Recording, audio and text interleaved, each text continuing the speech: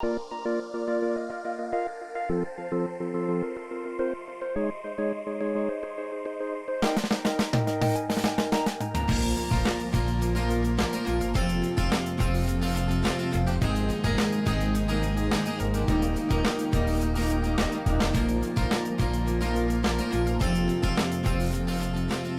morning, everybody, and welcome. My name is Anthony Kazazis, and I am the director of the NYC Network Group, as well as the NYC Real Estate Expo. And I'm here with my co-host today, Lorendi Roos at Roos Advisors. Lorendi has put together an amazing 12-week series of a book called Book Yourself Solid. And we've been doing this for 12 weeks now. And unfortunately, it is the conclusion, and we're going to conclude with let's learn why a solid PR strategy is a must for every growing real estate company. And here today, we have two special guests. We have Joy Schoffler and Suzanne Rosnowski. They will continue the conversation of core promotion strategies continue, and of course, why a solid PR strategy is a must for every growing real estate company. Joy Schoffler is the partner at Ascendant Industry. She is also an experienced investor. Her portfolio spans across real estate, cyber security, blockchain, accounting technology, online investing technology, energy, with multiple exits along the way. Previously, Joy served as a chief strategy officer for CRE investment firm Casero Capital. She raised capital for direct investments ranging in the value from 18 to 80 million. She's also built and managed their award-winning technical public non-trade REIT, Upside Avenue. She additionally served on the buy side as director of acquisitions for PPA Group, acquiring 250 million in real estate, helping grow the firm from 4 to 75 employees and making the Inc. 5000 list twice. Welcome, Joy. Suzanne Rosnowski. Suzanne Rosnowski is the CEO and founder of Relevance International, a PR powerhouse that has attracted premier lifestyle clientele around the world. Since 2012, Relevance has led steady year-over-year growth, with officers expanding to London and Los Angeles. This expansion has furthered their ability to serve their clients and services in a wider European and U.S. marketplace. Relevance International is recognized as helping create the global affiliate network with on-ground connections dotting the world's major cities. In 2018, Relevance International added a digital arm, Relevance Digital, which has rounded out the full-service communication offering. With over 20 years of experience, Suzanne is a trusted advisor creating winning strategies and campaigns for some of the biggest names in real estate, design, hospitality, luxury goods. Her innovative campaigns have directly lead to increases in the client's business, top-tier media features, and the first of their kind award-winning strategy partnership. Welcome, Suzanne. Without further ado, ladies and gentlemen, I'd like to hand it over to my co-host, Lorendi Roos at Roos Advisors. Welcome, Lorendi. Thank you, Anthony, and welcome, Joy and Suzanne. So a reminder to our guests, you can use the chat feature to ask questions as they arise, and we will present those to our panelists during the interview portion of our segment. Today, as Anthony mentioned, is the final day in a 12-week series that the New York City Network Group and Roos Advisors have posted together, Book Yourself Solid, a system that helps companies build a solid brand from a place of authenticity, integrity, and purpose. It is simply a fail-proof system that, when followed, can assist your real estate company or any company that serves the real estate industry to increase revenues from 35 to 50% within 9 to 12 months, if you work the system, the key word being work. So we believe that it's a system that every growing real estate brokerage or company that serves the real estate industry should know and use. So today we're speaking about another core promotion strategy. And I find that it is often frequently misunderstood, if understood at all, and often overlooked in company communications and strategic marketing plans. We're speaking about PR. So what is PR? So public relations is a strategic communication process that builds mutually beneficial relationships between organizations and their publics. So PR professionals are really storytellers, and they help create narratives that can protect, enhance, or build reputation across multiple channels, such as broadcast media, online media, social, and or self-produced communications through editorials in print and also online forums. So the reason we've invited Suzanne and Joy to be with us today is that they have both demonstrated that they are top in their fields and that they are definitely PR professionals who know how to look at organizations from a very strategic perspective and find the ability and the nuggets to create positive messages and then translate those messages into positive stories and positive communication channels so that they can help companies formulate top responses to help build brand equity, communications, stickiness with the customers that they're meant to serve. And sometimes there might be an opportunity or a need to mitigate damage from press or something that's going on within the organization. So what we know is that Suzanne and Joy have led teams. Suzanne continues to lead teams specifically in this field. So what is the difference between public relations and advertising? So it's really, advertising is very often paid, and PR is not paid. It's an earned versus purchased category. So there's an old saying, advertising is what you pay for and publicity is what you pray for.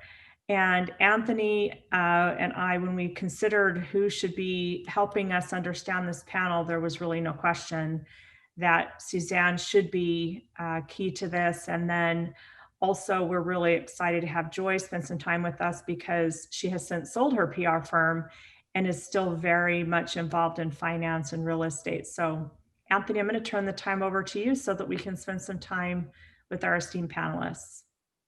First question, Suzanne. There's many ways to promote. How did you get involved with PR and especially promoting and getting involved with promoting real estate companies? What got you into this? Yeah, so thank you so much, first of all, Anthony and Lorendi, for inviting me on this amazing panel. I've heard such good things about the 12-week program, and I'm really happy to be here alongside Joy. So I went to school for this. I went to the Scripps School of Journalism at Ohio University. I originally had thought I wanted to be a broadcast journalist, and then I got in a newsroom and I realized it wasn't for me. But I traveled internationally. I did a lot of work in Hong Kong and a lot of different dots around the globe, and I got bitten by the international bug. Then I went to DC and I worked for a healthcare PR firm for a little while, and I learned a little bit there about healthcare. Moved into government. I worked for the United States Agency for International Development and helped with a US Asia Partnership Program that was a part of the USAID. After working in government, I moved to New York. I realized, you know, government's great, but it was a little bit too bureaucratic for me, quite honestly. I wanted a little more flexibility, freedom. And I also was very young and into, you know, having an exciting PR opportunity that was going to let me be creative and mix and mingle. So I was drawn to New York. New York was where it was at for me. So once I came to New York, I applied for a job in real estate PR. At that firm, I worked my way, I was there for 10 years. I worked my way up to partner and part owner. And then soon thereafter, I created my own agency with Relevance International. We were originally Relevance New York, but then we rebranded once we formed our London office a couple of years later.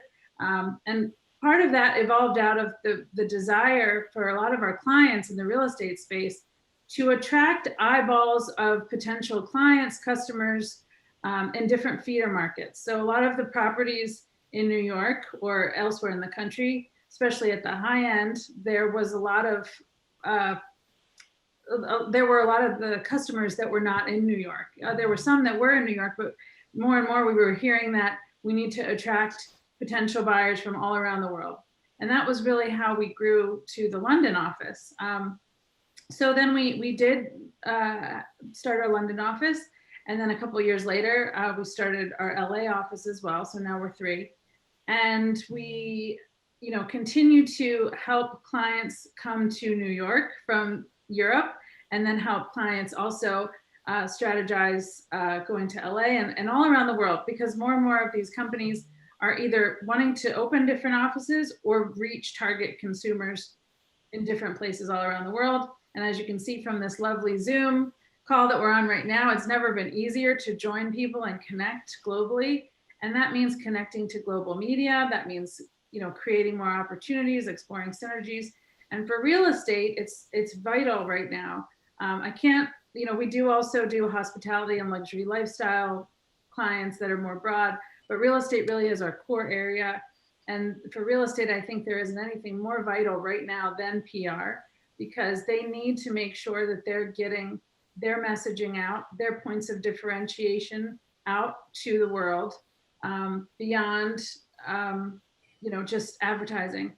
And the credibility that PR gives you is so much more than something that's obviously pay for play. So I love real estate PR, and I could go on and on about it, but that's the short story. It's a good story.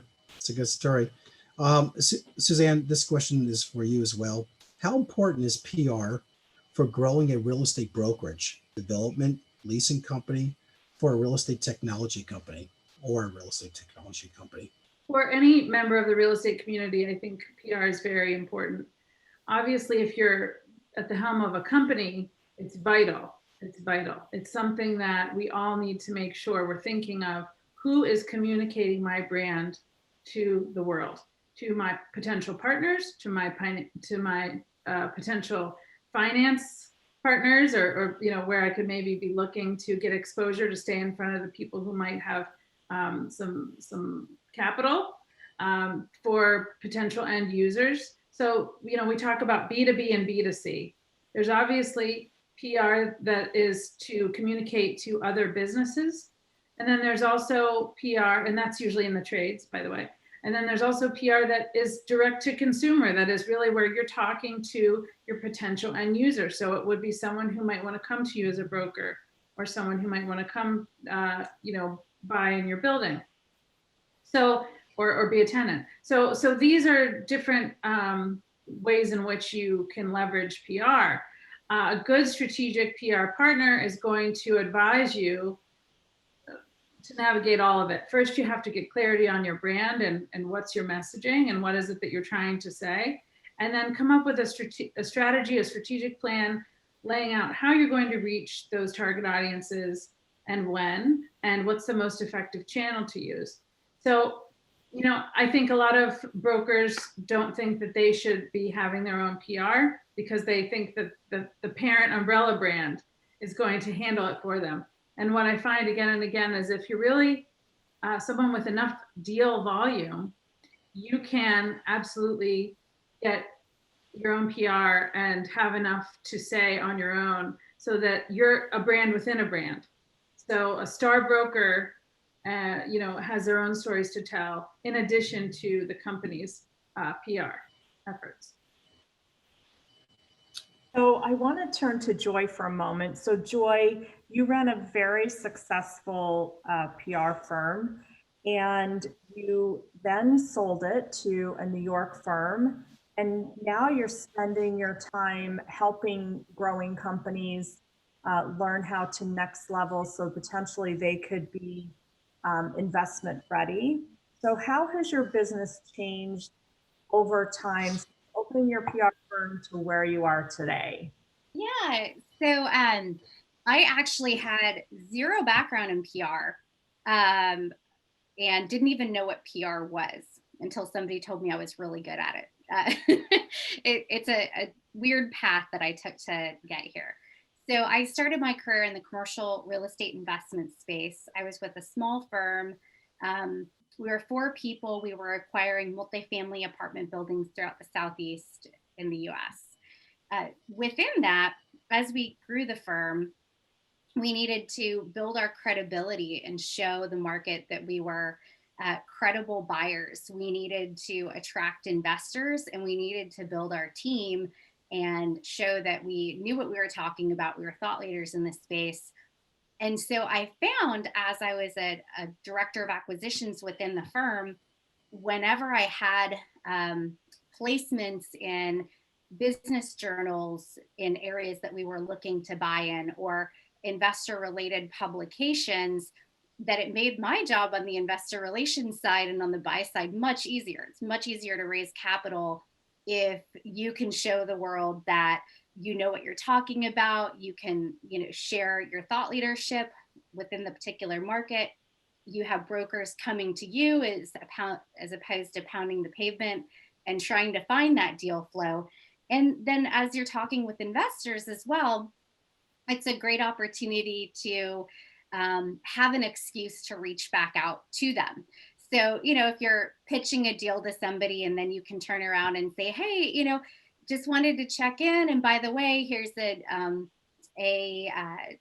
an article that our CEO was featured in Globe Street or whatever, talking about that market. So it's just a really good way to put yourself in a position of power in front of the groups that you want to connect with. So utilizing those tactics, I helped grow the PPA group from 4 to 75 people, as mentioned in my bio. We had about $500 million, or $250 million under management. And then 2009 hit. I'd had my first child. I knew no deals were going to get done for a while. And I was like, okay, well, I'll stay home for a while. That immediately turned into consulting work because I'm type A and I was going crazy.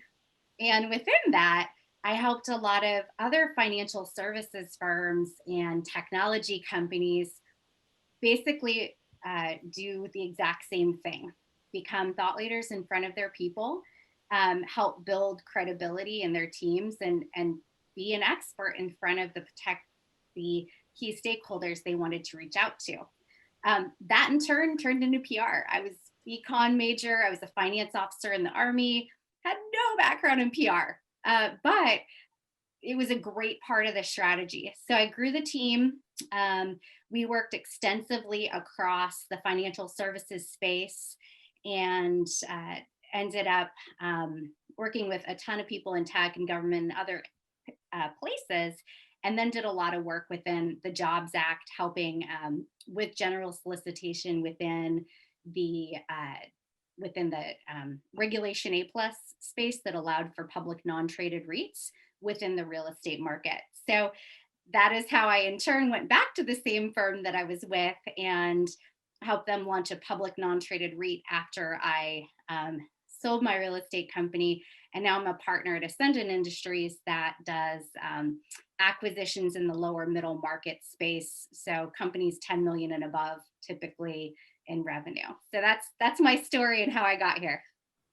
Thank you so much, Joy. So you talked about that PR is used as credibility enhancement, that is used to help build teams, and that core communication piece of understanding internally who you are and then putting that and broadcasting that externally.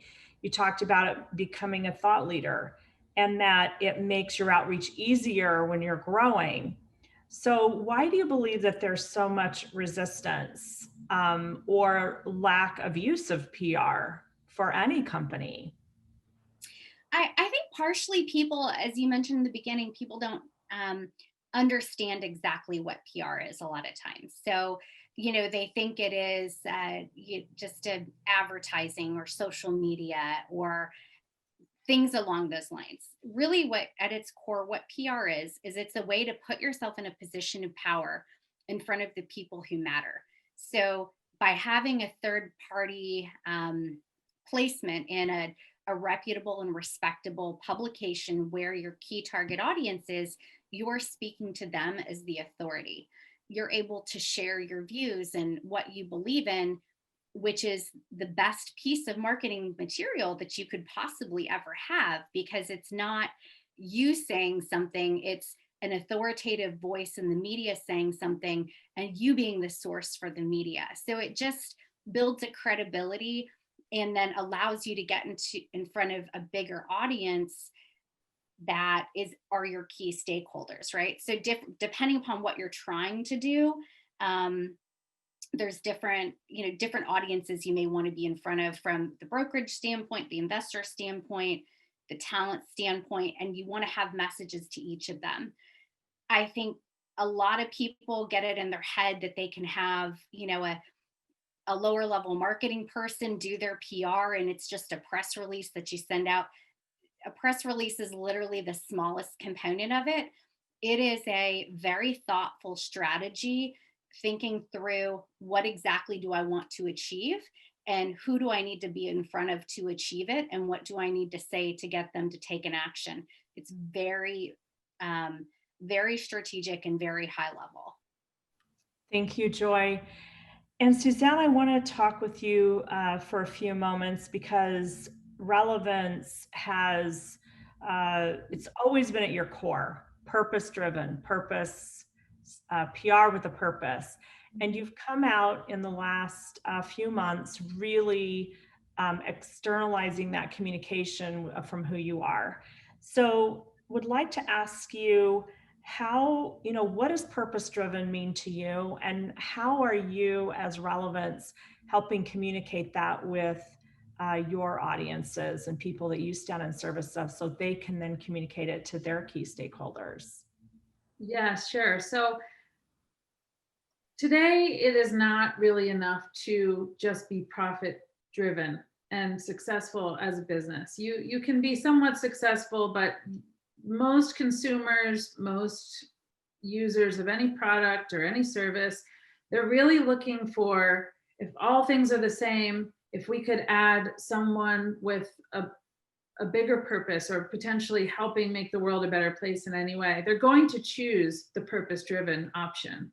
So thinking about how do you not only genuinely and authentically help something you believe in and care about, but also how do you create an additional dimension to your business that shows that you're willing to give your gifts, your talents freely to something you care deeply about.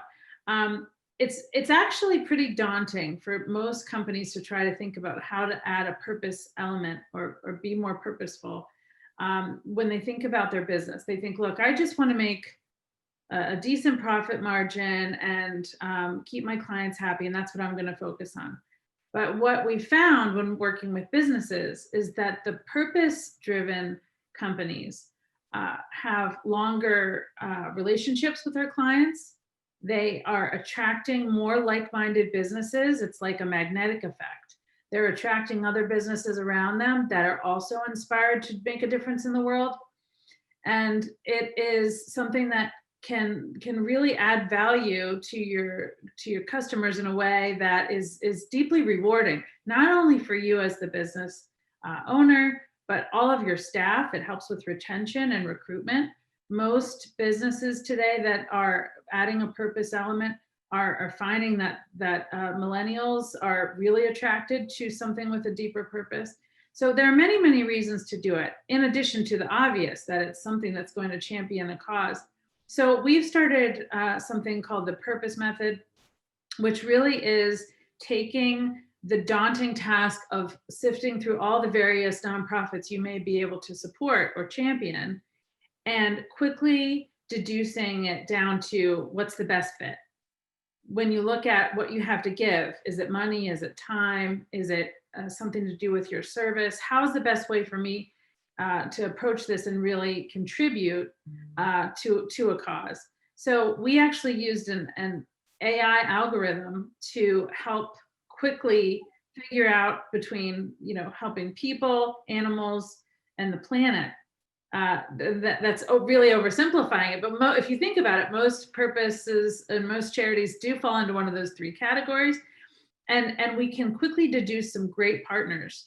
Now, that's where the tech part comes in, and I've actually had someone say to me the other day, oh, does this mean that we're just going to be replaced by robots? Are you making this so tech tech driven, that you don't need people. And I said, no, actually it's the opposite. This is high tech and high touch. So the first step is really about quickly narrowing down, based on all the research we've done, the best fit. And then step 2 is where it's super high touch with us, the advisors, where we create a unique program that is going to actually make it something special. Maybe it's not how they say to give on their website. It's something unique that we know will also get press as an outcome. And that's really, really important, because our job is to amplify the great programs our clients are doing. So if it's unique and special and something that's truly baked into the ethos of the company, it's authentic, and it really, again, with what Joy said, it's strategic, then we can do so much more with it.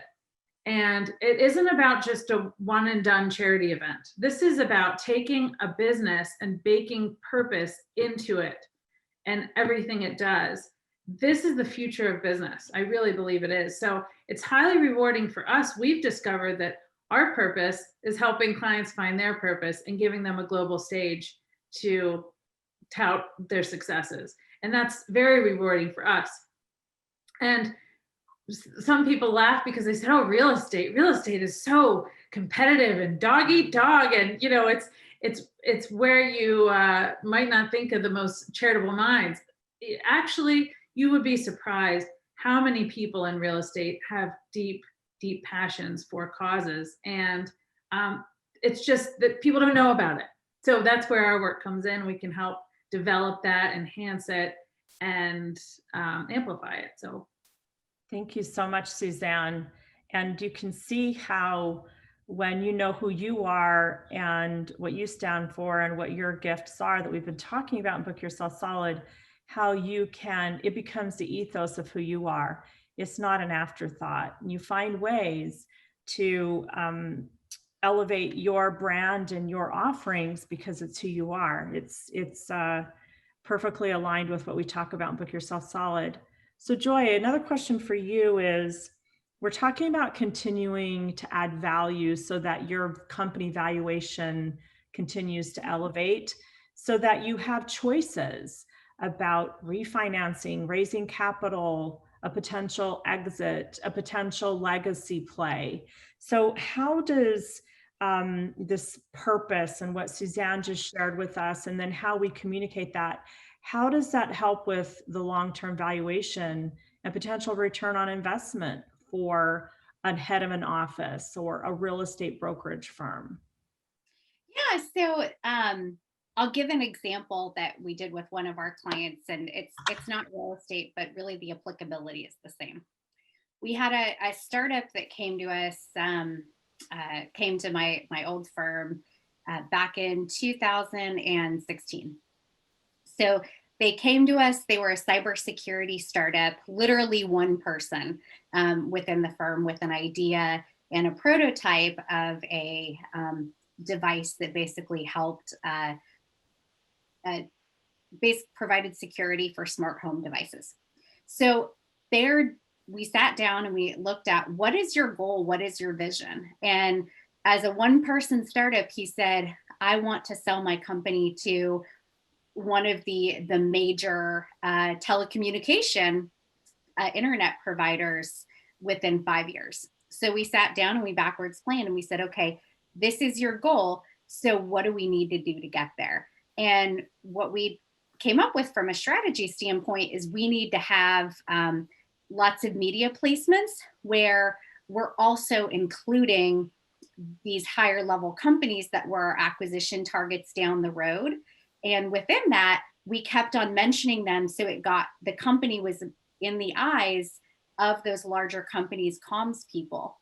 Well, 5 years later, they had a 9-figure exit and sold their company to one of the biggest telecommunications companies. So that to me is just an example of what you can do. You start out with a strategy, you keep on being in front of your potential customers, whether it's at conferences, whether it's at the different media publications, keep on, bringing in their names, look to develop partnerships. All of it is part of the strategy. Thank you so much, Joy. So we're going to transition to Anthony, and we're going to talk about some of those strategies, because PR is communications, it is storytelling, and it's having a trusted advisor on your team, experts on your team that can help you with events that make sense, having you in front of conversations as much as possible. So Anthony, let's go ahead and transition into how more of these strategies make sense. Sure. Suzanne, share with us an example of your best strategy that gave you unremarkable results. What was the best one you have? My goodness, that's like asking me to pick a favorite child. Yes, it is. So, I'd like to speak a little bit more broadly about two examples without getting too granular. I think there are two things that you can really do, and I've had some really good examples here that will help create wins. Two in the last couple of years that come to mind. One is a good partnership. Joy mentioned partnership, and it's like the magic that nobody really thinks about. And then once you join brands together, it's amazing what you can do. And so, for example, for Fisher Brothers, Witkoff, and New Valley, they are all the developers of 111 Murray Street, and they've been a client since inception. So we consulted with them and worked with them around the table and really helped come up with ways to make this building truly special. This is one of the premier condo projects in New York City.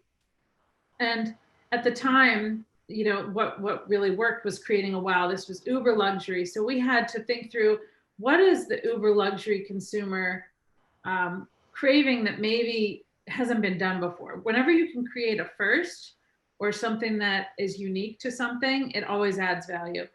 So we also at the time were representing Blue Star Jets, which is now Apollo Jets.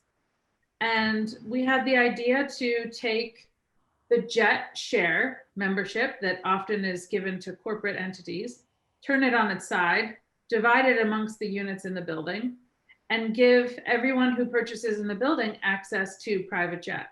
And not only potentially upselling the type of fleet, like you could get a better fleet through this program. You could look at getting a helicopter to the Hamptons.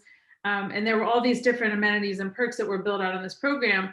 But the point is, you're taking luxury brand, same target audience, and putting them together. And it got so much press. Like the stories wrote themselves. I'm not even kidding. It was in the Financial Times, Wall Street Journal, New York Times, Forbes, FT it was everywhere, Rob Report. And Lauren Witkoff said to me, this is the best marketing initiative we did out of everything we did. And it really cost nothing. So it's about having low cost, easy to execute ideas where you're taking the synergies of the two brands and you're pulling them together for something that's bespoke and special. That's one example. Another example I'd say is for the Royal Atlantis in Dubai, where we had a truly global campaign. They had 9 target feeder markets. This was, we worked with Knight Frank and Kerzner, and we were charged with looking at 9 different markets around the world where they thought their potential buyer and hotel guest might be for the Royal Atlantis. This is not the Atlantis brand, it's the Royal Atlantis, which is even more luxury. And we created the strategy, and then we came up with roping in our affiliates in different markets to create special awareness campaigns that were translated in language, could have, they were disseminated by our affiliates, and even small little events and things like that we were strategizing all around the world. And the reason I'm proud of that campaign is because it really was global. And I think that anymore, if we widen our net to a more global audience, we realize how many more customers we have at our disposal And, you know, it's amazing to be with a partner who can put you on a global stage in another country. And what we realized was the power of global communication. And it really did drive sales. So, you know, I think the world is shrinking. And I think it's a great opportunity to think big, think about new ideas, and think about ways to get the whole world buzzing. It's really kind of fun. I mean, everybody, I hope you all have as much fun in your day job as I do, but we get to really be creative. And I think a good PR partner is very creative and challenges the status quo, thinks outside the box, and really says, but what about this? Why not do this? This would be revolutionary, right? So then you become, as a brand, someone known, whether you're a company or an individual, someone known for doing that really spectacular thing that people can think of. It's memorable, something really unique. So those are two good examples, I think. That was a great example. Thanks for sharing, Suzanne. How do all the elements of PR, digital, social, support a solid strategy? Do you need them all? The more communication channels, the better, because you're just amplifying that message. We run social media accounts as well as SEO, SEM. I'm going to use a lot of techie terms out here. We also have expanded to a full 360 suite of services, which means that we can, you know, drive advertising, digital advertising. There are just so many tools in the toolkit now. This is why it's exciting. The point is, yes, more communications channels are better, especially when it's no longer enough to just have somebody hear your message once. You really need it to be repeated across several different channels, online, offline. But the point is that you don't need them all the time. So that's where the strategy comes in. We keep coming back to strategy. If you do the same thing too much, it could become noise. I mean, honestly. So it's about finding the right amount to be effective, but also not oversaturated in the marketplace. And you do see a lot of that where somebody decides, okay, I'm gung-ho for social media, and they're posting nonstop all the time, and I'm going to unfollow you because as much as I like you, it's too much. So it's about understanding, and this is where the research comes in. How much does your audience want to hear from you?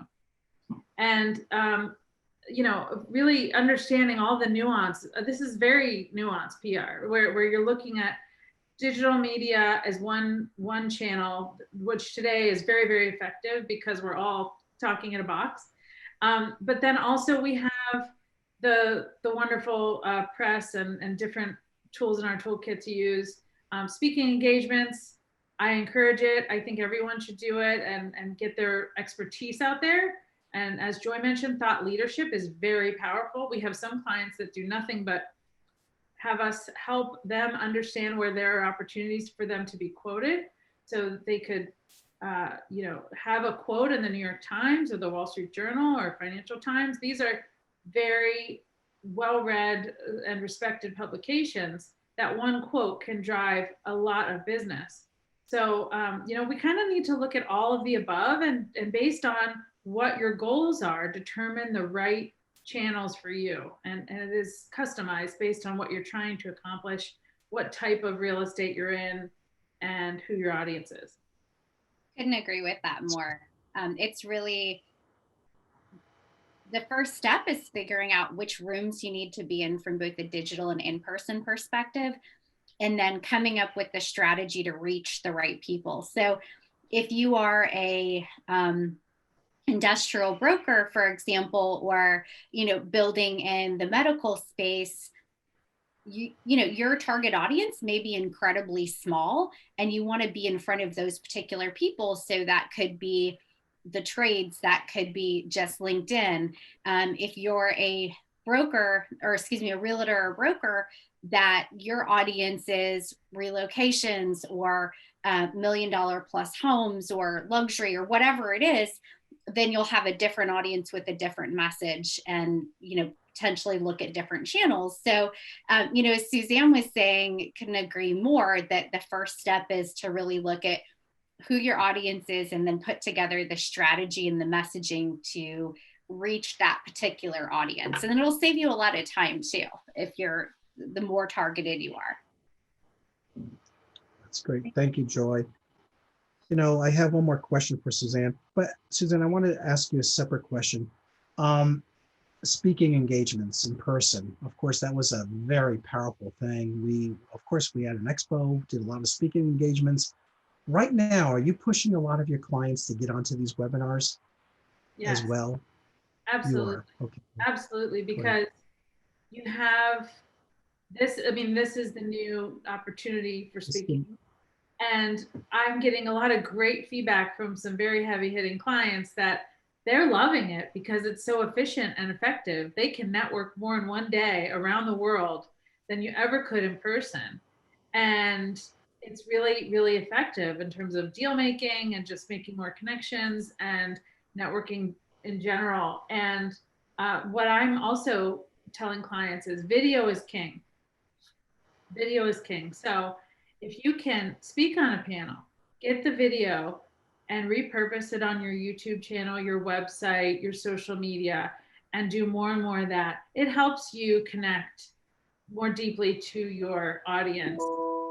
Them seeing you actually talking is a lot better than just reading your voice, you know, in print, or seeing an ad about your company. And it's really important that in addition to purpose, that they understand who's behind the brand.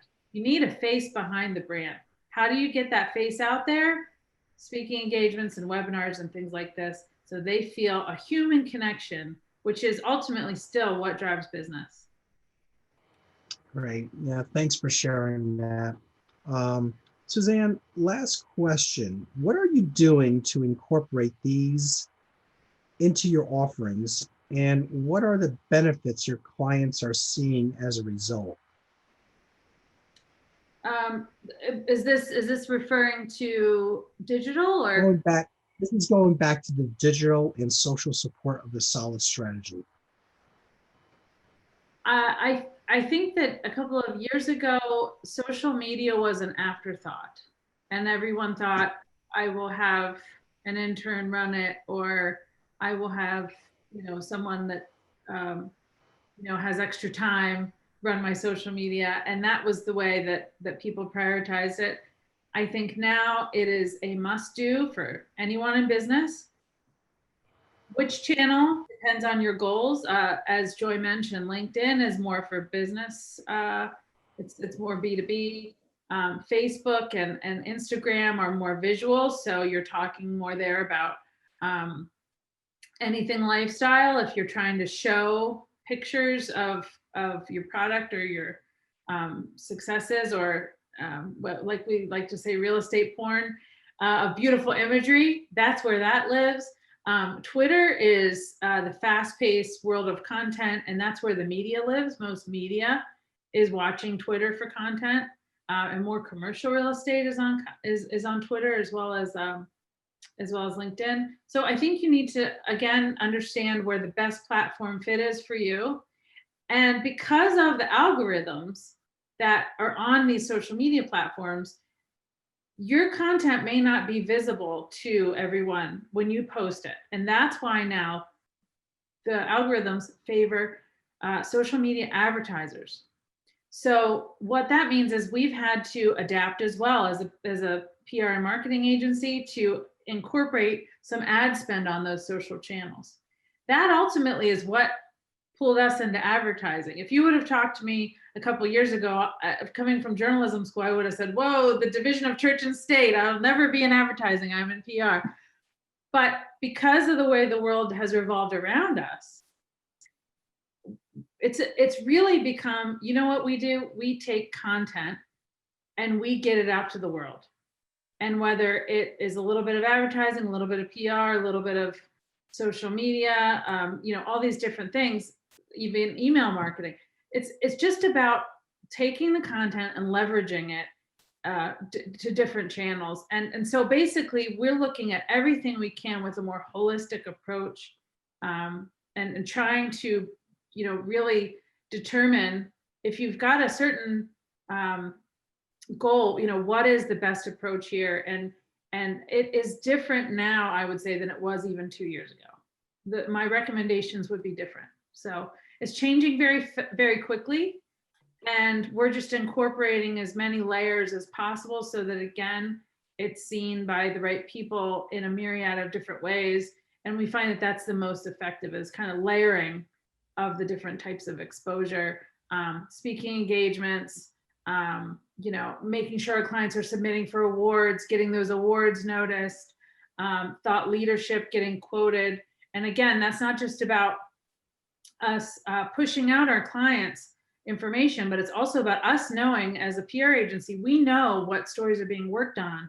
So that is part of what you get with an agency, where we actually are not only pushing content, but we're pooling opportunities for our clients. So that's the kind of thing that you're never going to be able to get your intern to do. You need a full-time staff to really work as a team to make sure we understand if there's an opportunity that you could be fit for.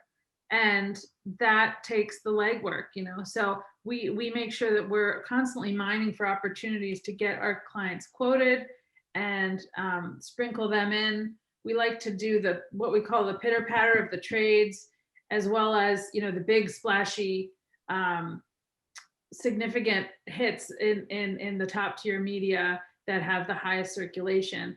And again, even just looking at press, it's layering, so that you see that brand, that personality in many different ways. And over time, it really helps people trust your name, trust your expertise, trust your brand. And then also, the more you're quoted and considered for media pieces, the more press will naturally come to you again and again and again for great content. And then it sort of starts to, at some point, almost feed on itself, because you've built your reputation, and that's how it works. Anthony, let's go to a couple questions from our audience. This has been such a rich conversation, and we get to kind of towards the end of these conversations, Anthony, and I think we have to have a part 2. It's been so incredible to have Joy and Suzanne. Joy, one of the questions from our audience to you is, and I'm going to kind of combine a question. What are a few questions one could ask themselves that would help them understand who they are and how they could position themselves as a thought leader, so that that interest was there, right, out in the world? What are a few questions you should ask yourself to help decide what you're going to say and where you're going to say it? Of course. Yeah. I mean, I think first and foremost, it's about who are your customers and what types of content are they interested in. So I think that's the most important question. So, if your customers are luxury buyers, then what are the types of things that they care about? And that's where you should go. So I saw all the time when I had my PR firm, people would want to be where all the realtors were, right? They'd want to be the voice amongst the realtors. I don't think you need to be the voice amongst the realtors. I think you need to be the voice in the publications that your customers care about. So if you are in medical real estate, go out to the medical pubs and start being a voice and a source there about, new building design that helps protect against infection spread. Get an HVAC specialist who can be there with you and pitch a story to those particular publications about quality airflow. And you could be the source saying, hey, as you're a buyer looking for these particular types of buildings, here's what you need to consider, right? So what are the types of questions that your potential customers have in their head, and how do you start telling that story in a way that's relevant to what's going on in the news cycle? So there's kind of 2 parts there. Thank you so much. We're coming up at kind of the close of our time, and one of the favorite things that our audience loves is to hear from our panelist something that's a little more purpose-driven for you. And so the question that we like to ask is you have 60 seconds to share a message of purpose, a message that comes from the ethos of who you are with our audience. So I'm going to start with Joy and then we'll go to Suzanne. What 60-second message? We'll give you 75 seconds. What message would you like to share with the audience today? You miss 100% of the shots that you don't take. I was at South by Southwest and was at a VIP party, and this amazing, beautiful, intelligent Black woman was there who was 29, had her PhD, and launched a tech company. I was on the advisory board of South by helping pick these companies as well. And she didn't even apply for the main stage. She only applied for a African American business accelerator. You got to get out there. You got to take the shots. You got to get in front of that bigger audience, no matter who you are. If you're a small developer, don't think, oh gosh, I need to take steps 1 through 5 before I can get to step 10. Figure out how to be at step 10. Figure out there is no reason why you need to start small, go straight to the top and tell a story that's relevant. Worst thing that can happen is it doesn't work. Thank you, Joy. Suzanne. This is a general business premise that I think everyone should abide by, whether you're in PR marketing or whatever it is that you do in real estate, no matter where you specialize. It really comes down to connecting. I think connecting. You all have people in your sphere of influence, and I think that if you give freely and help other people, it comes back to you tenfold. Just being a giving person who is thinking of others and helping others' business will always help you. And it's amazing how it comes back around in terms of them just wanting to help you and support you back. And when it comes to the purpose point of your question, Lorendi, I really think that everyone has a unique gift. Everyone on this call and listening to this has a unique gift. And I would do some soul searching and figure out what it is that you have to contribute freely, to help someone, whether it be a peer, whether it be a customer. Just think about giving. I think that's the number one lesson I'm learning in business is, it just really is what creates success. And that works with media too. So I'm not always constantly calling an editor asking for a favor. I'm giving freely, and I'm basically, talking to the media as a friend as well. And in every direction, if you're helpful and you're giving great content and you're not asking for everything in return and you're just sharing knowledge, that is what really builds a successful business. And of course, a PR firm is going to help you amplify that. We're like a bigger megaphone, but even if you can't afford a PR agency or a marketing partner or anything like that, think about what which I'm sure you have a lot of great knowledge that you're not even realizing could benefit someone. Put it out there. Put yourself out there. As Joy said, if you're not out there, you're not putting yourself out there, you're not going to grow your business. And it's scary for some people at first, but I think it's so important. And if you don't think of it as selling and you think of it as just freely sharing knowledge, that who knows who's listening to this podcast or who knows who's looking at my social media posts. You know what? You never know. So I think the whole gist of it is give freely, share knowledge, and it will help your business. Thank you so much. So I'm going to turn it to Anthony to take us home, but a few key points that I really appreciated Suzanne and Joy you speaking of is give so that you can attract, and then magnify, amplify so that you have longer term relationships so that you really can make the impact on the planet that you were meant to give. So thank you so much. Anthony, do you want to take us home? Sure. Suzanne, Joy, thank you so much. Especially me running an expo, how important it is to work with PR firms. And we are going to put together an amazing PR firm for the virtual expo in March. I know Suzanne's going to be on there. Love to ask Joy to be on there as well. And that's going to be an amazing panel. And I really can't wait for it.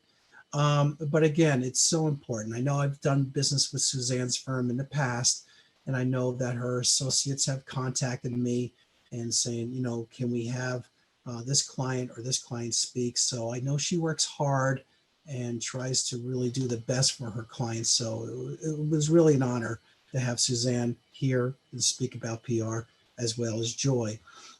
This concludes the Book Yourself Solid, and it was fun. And we do have some fun stuff coming, and I will let we'll actually be putting some information out there very soon. So I'll let Lorundi actually type up something very nice with a beautiful banner to share with all as to what's coming next on a weekly basis.